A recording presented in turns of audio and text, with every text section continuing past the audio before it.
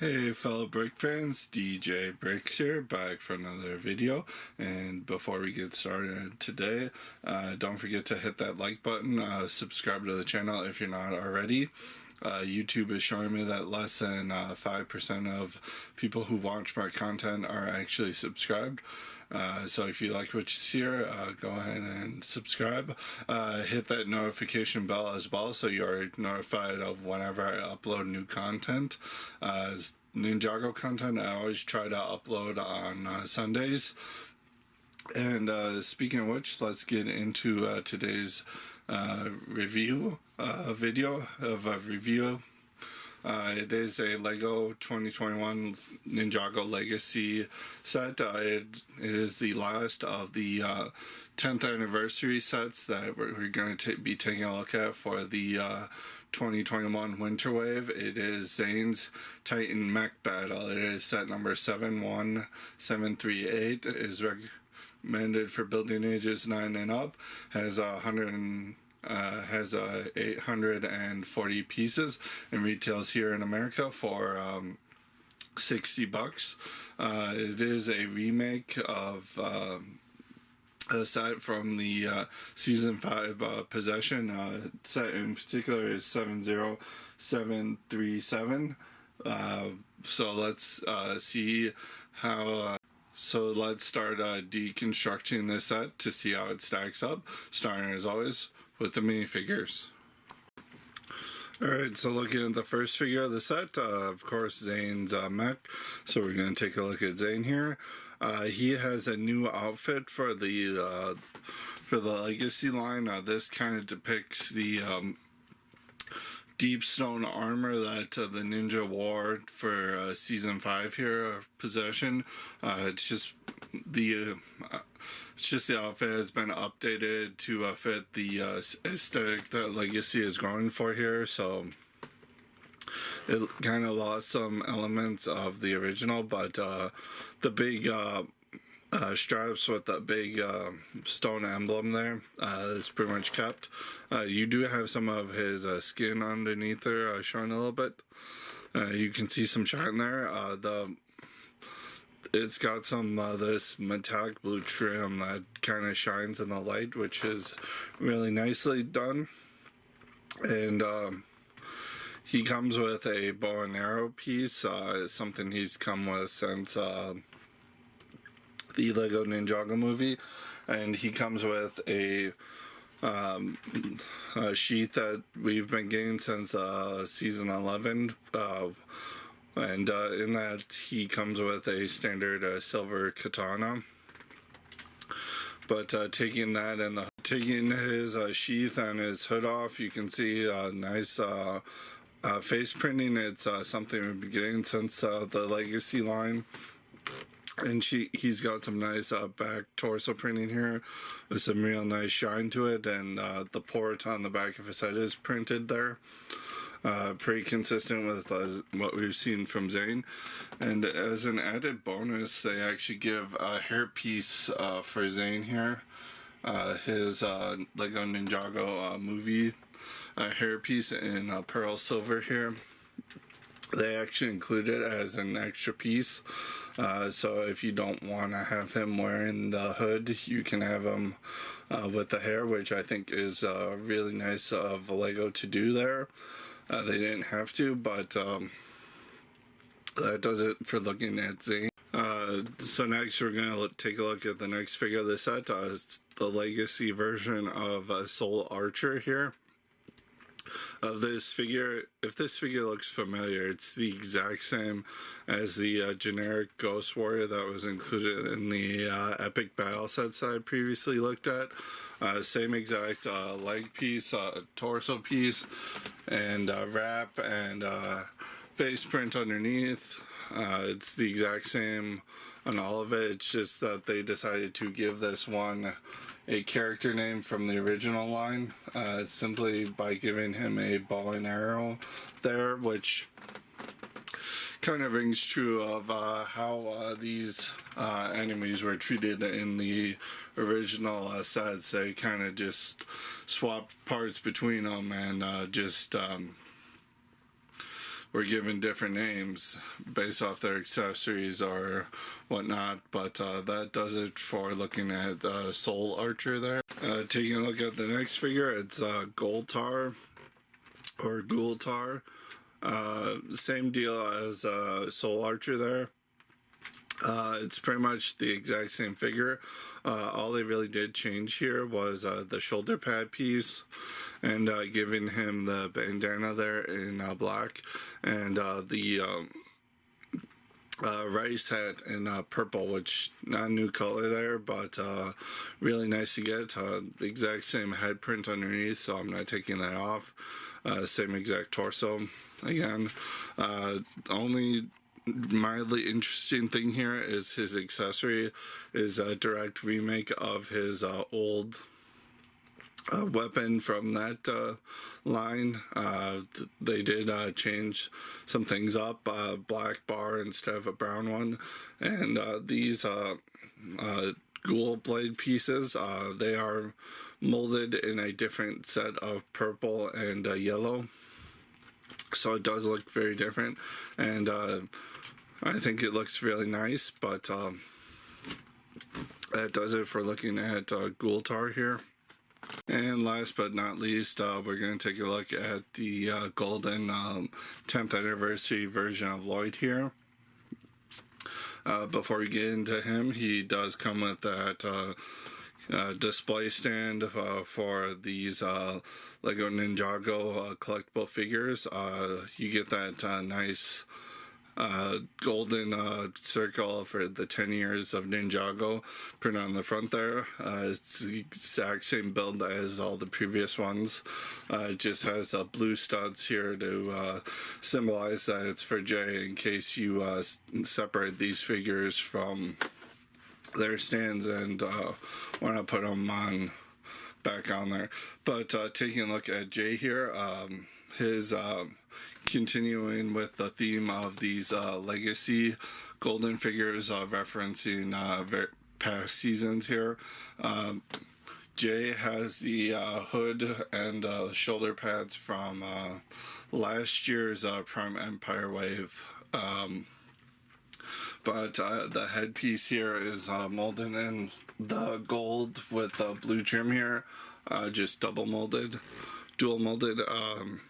And his torso is and legs similar style to the theme of these robes. For all the various figures, it's just he's got some lightning there in the corner to correspond with him, and you can see his double-sided face there.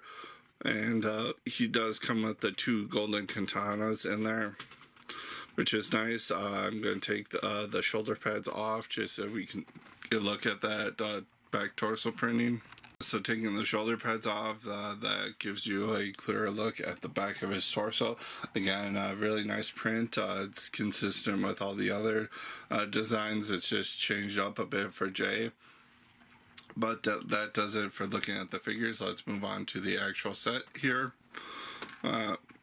Spin them around real quick. But let's get into that actual set and see how it's. Okay, so taking a look at the main build of the set, every single piece here is devoted to making Zane's Mech here. Overall, the build experience took me about like 6 or so hours spread across like 2 days. It was a very fun, interesting build. A lot of nice techniques here, using various pieces, and I think all the color choices here of the white with the sand blue and even the gold and the like bright blue. I think the bright blue I thought would initially just stand out, and it kind of does, but then it kind of also just works with the rest of the build here. And let's get a little bit closer into The build here, one of the biggest things I like here is with this chest piece right here. The shaping here is really, really nice. I forgot to push those in. You can see it's very Gundam. It's a very Gundam Mech inspired build, and you got a nice little skull. If you can see the shaping there, the black with the fin and all that, it makes a really nice build for kind of a skull face in the chest there. And you have some nice shaping on the arms here, nice shoulder pads, a nice amount of detail here, even on the back, where you wouldn't expect that much detail, just due to Lego never really putting detail in here on the back. But they do have a nice amount of coverage, using these gold pieces here to kind of make like a spine. And some nice shaping there, some nice pieces here representing like flaps on a tunic or a skirt. Those clips are used for something specifically, but that is really nice. I do enjoy the builds here used for the arms. Nice new color for this saw blade piece here. The head is also done really, really nicely. You have a nice little build here for the head, and it can move all around if you need to. It's got 3 stickers on it, one right there, and a different one on the other side, and then one on the top.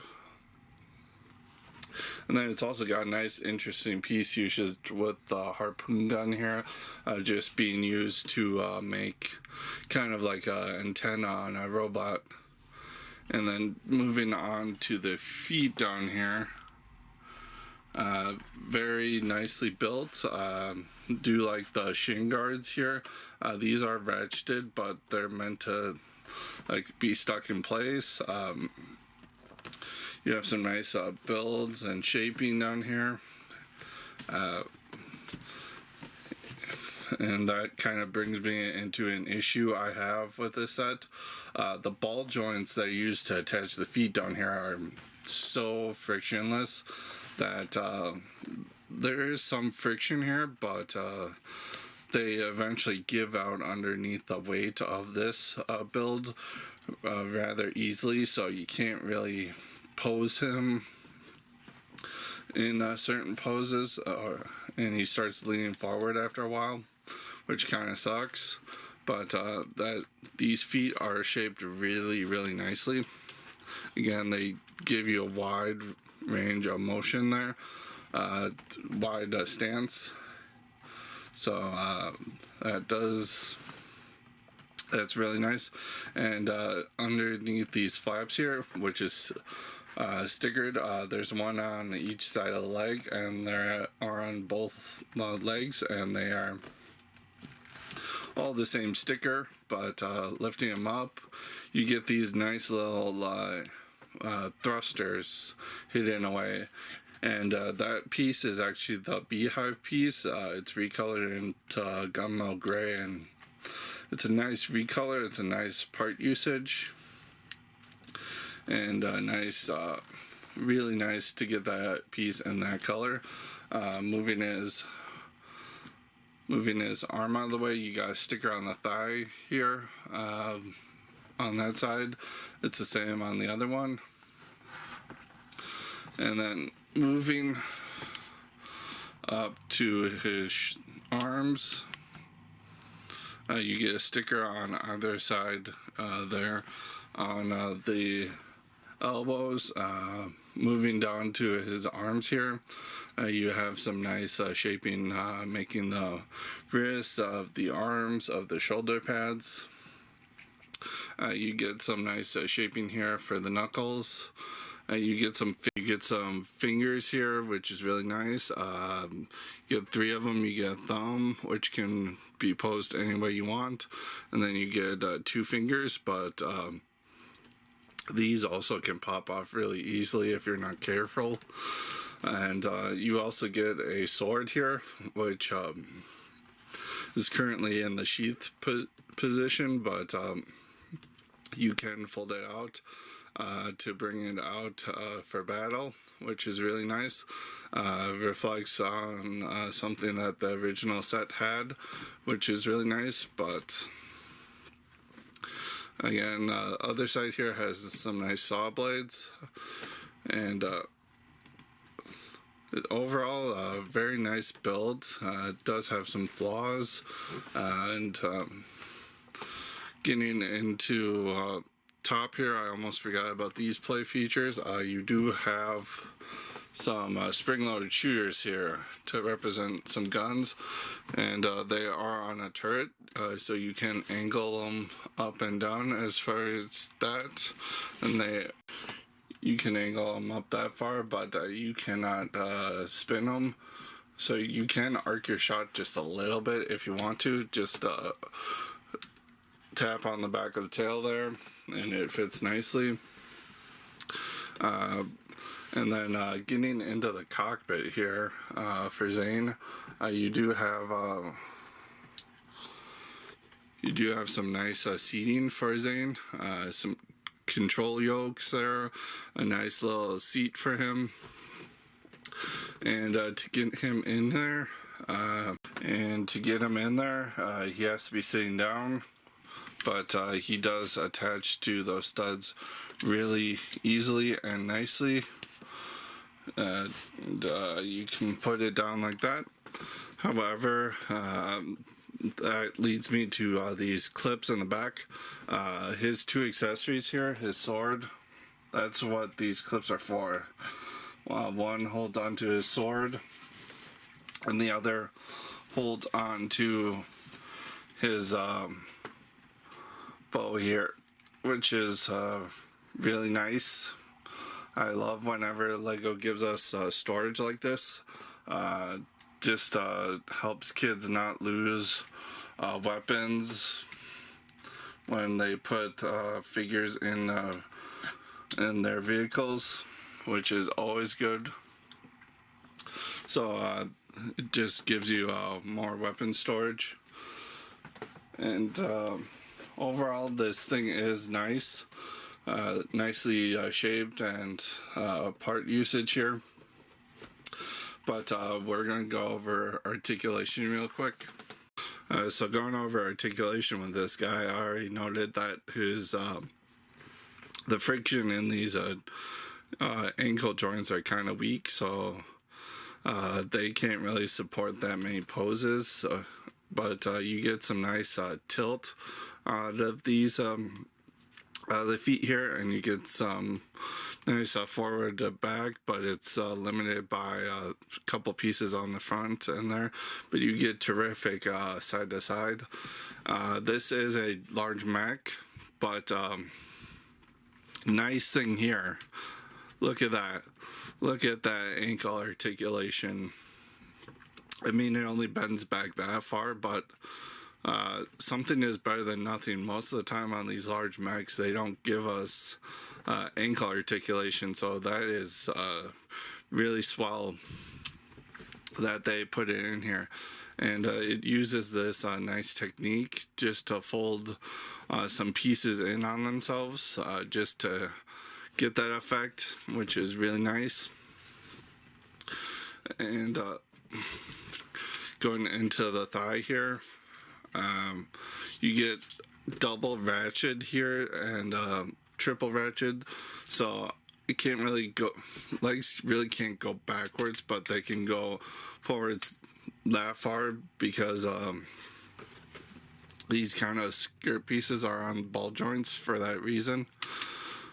So it can go that far, can splay out that far.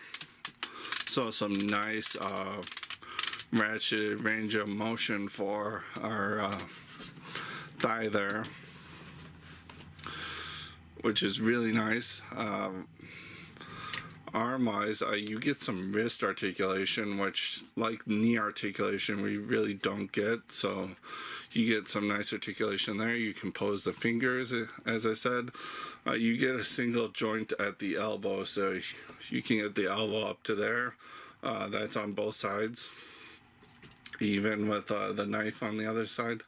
And then you'd think the shoulder can't get up high just due to this shoulder pad piece, but this shoulder pad is on a hinge, so you can get it really up there if you want, and you can get a full 360 on that arm, which is fantastic posing. This is really great for posing, but again, those ankle articulation kind of limits posing here. And you can also move the head a little bit if you want to pose it like that too. But that does it looking at the main build. Let's move on to the box, extra pieces and instructions, and I'll meet you back up for the final verdict. So looking at the extra pieces here, of course, a larger set with some techniques. So we do get a brick separator. You do get an extra one of the blue spring-loaded shears included as an official extra piece, just in case you lose the other ones. And then for extra pieces here, a standard fare for a set this size with some Technic. You get some extra Technic pieces. You get an extra pneumatic in white, an extra ball piece here. Each color of katana, you get one each. You get an extra bandana, a couple extra studs in different colors, a couple extra slopes. But yeah, that does it for the extra pieces. So looking at the instructions here, I will note mine was kind of folded up a little bit in the box. I mean, it was contained in a plastic bag with a sticker sheet just to preserve the instruction manual, but that really doesn't accomplish anything when you just shove that whole thing in the box all haphazardly. Front of the instructions here just shows you how to use a brick separator and that QR code that's on the front of the cover for the app. And then this set does take 124 pages of building, and also on this page here you have a little cross-sell for the 10th anniversary set, so showing where each of the figures for the collectible figures are coming in each set for the winter 2021 line. And then back of the instructions here just has a couple of the parts list in case you need to order a new piece or you're missing one. And then the back cover here is the product feedback thing with fittingly a Lego Ninjago Lloyd here sporting it. But that does it for the instructions. Okay, so taking a look at the box here, standard Lego Ninjago Legacy type look for the box. Standard $60 size box too, but this is one of the 10th anniversary Legacy set, so it's kind of changed up with a golden version of that Kai logo up there at the top. You got the set specs on the side, the traditional Legacy little feature showing that this is from season 5 with Moro, the main villain of that series, represented there. You got the minifigure little call out on there, as well as the letting you know that this set comes with the limited edition J minifigure. And on the side of the box it shows off that J minifigure, which is exclusive to the set. Top of the box you just have all the names of the figures in a little action pose there, as well as the Legacy version of J here. sporting the actual size reference. And going to the back of the box, we just have the set in it, another play scenario, as well as showing off all the features of the set, as well as the traditional, at this point, of the legacy box arts, where again just stayed sets from season 5, as well as some screenshots of the set in the show there. A couple screen caps of there, as well as in the corner we have the now a common thing with Ninjago of the collect all of the collectible MacGuffin for a theme. This one being the Golden Ninjas, and it does show that the only one that comes in this set is Jay there. So that does it for the box here. So going on with my final thoughts here, the build, it was very involved. For a mech, you'd think it would be repetitive, and it wasn't. It was actually very, very enjoyable. I love the color scheme here. The sand blue and the whites and the bright blue. Of course, those are all the hallmarks of the original model, original set this is based off of, but updated and given them more of a pop.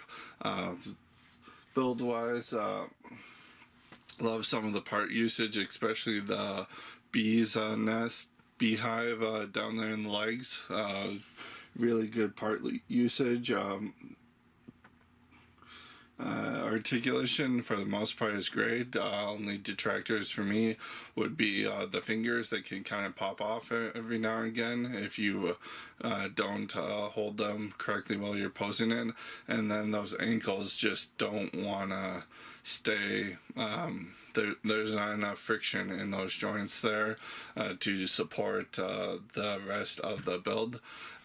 Getting back into that build, that skull-looking thing in the chest, as well as the overall Gundam inspiration, I really enjoy that. I think that it helped the set immensely.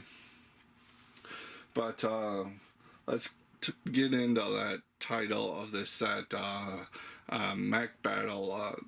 This really isn't a battle. You get Zane battling 2 ghosts, taking the Golden Zane, Golden Jay out of the equation there.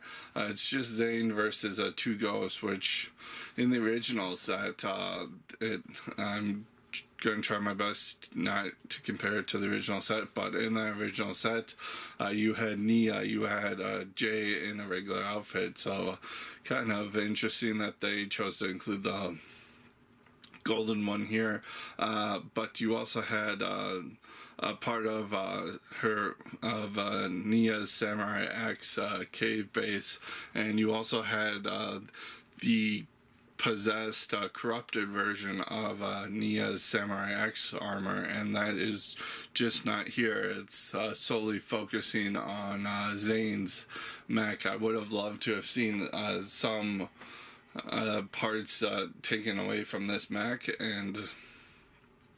or maybe the price be bumped up just so we can have that a legacy version of that mech. But considering how they chose to do Samurai X's mech in the first wave of these sets, where they significantly downgraded it, maybe they just chose not to do it, but that is kind of a misleading set name here. Otherwise, minifigure inclusions, like I said, are great. You get 2 ghosts. You get the Golden J Legacy, which is exclusive to the set. The Zane figure is currently exclusive to the set too, because we don't really have any other possession sets of yet for the Legacy line. But that brings me into quality. As I mentioned in my instructions, while they were packaged within that little protective baggie with the stickers, that did not stop mine from getting curled up a bit. so that is unfortunate. I forgot to mention, well, taking a look at the Zane figure, but the white on his torso is just kind of pale.